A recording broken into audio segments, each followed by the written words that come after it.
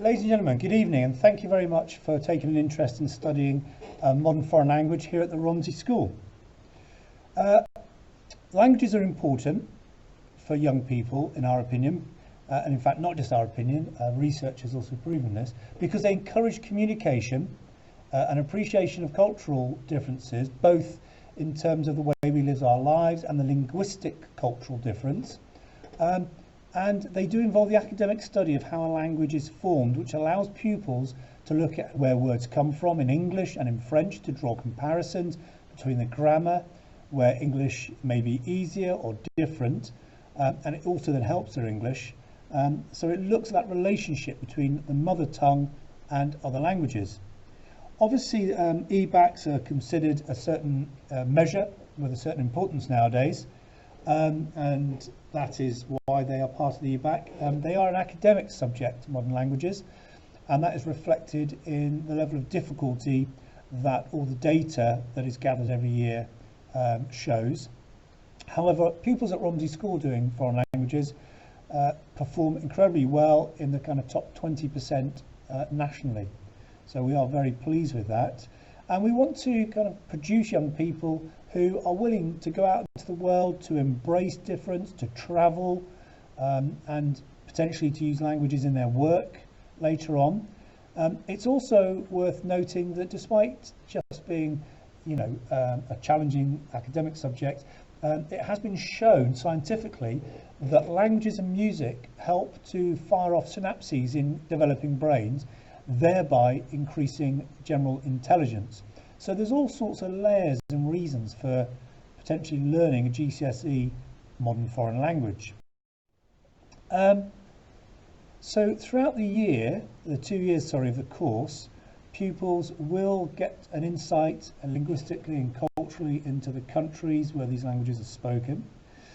We do also run trips, obviously COVID allowing nowadays. We run a trip to the south of France.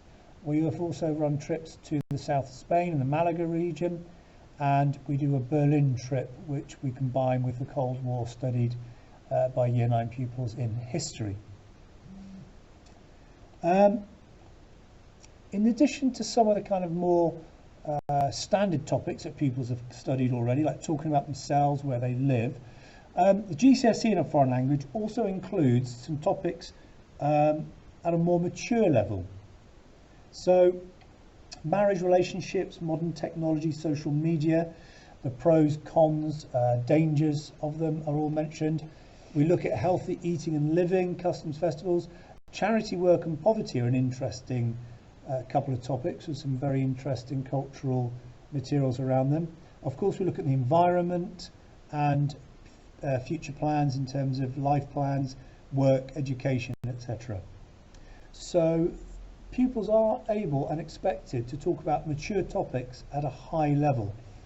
And of course, in terms of the language they use, they've got to be able to work within the language they're given and the grammar they're given. Clearly, pupils could say a lot more in English than they could in a foreign language. That's normal at the end of GCSE. But nonetheless, pupils can express a huge range of opinions and back that up with reasons as well.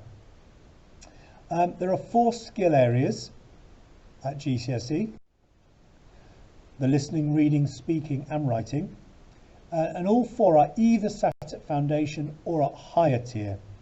Foundation covers grades up to a 5, and the higher tier starts normally at a 4 and will go up to grade 9. There have been a couple of years, and obviously with COVID we're not quite sure what will happen, but actually they've started at a grade 3 as a safety net at higher level. All the exams are sat in the summer of year 11 as well.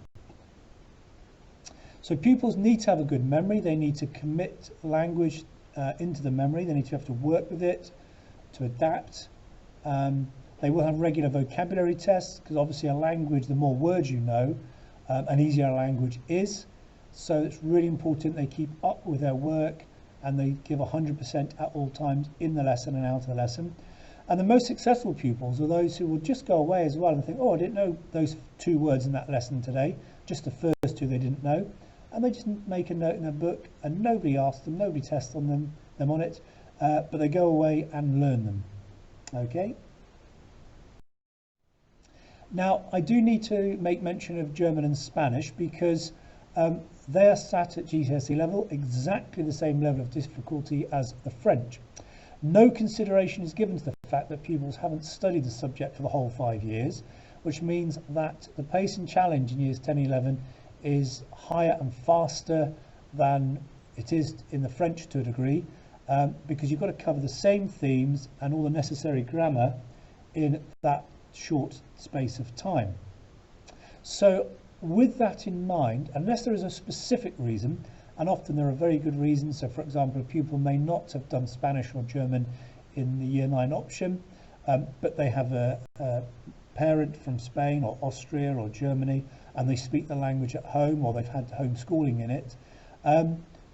Apart from those exceptions, really German and Spanish at GCSE are best suited and intended for those pupils who have studied the language and worked hard at it in the year 9.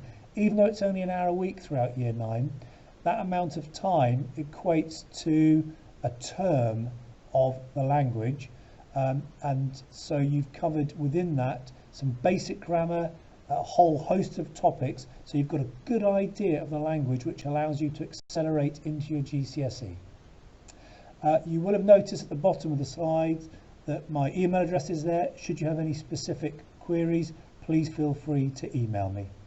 Thank you very much for having a look at this and for listening along, and have a good evening. Bye bye.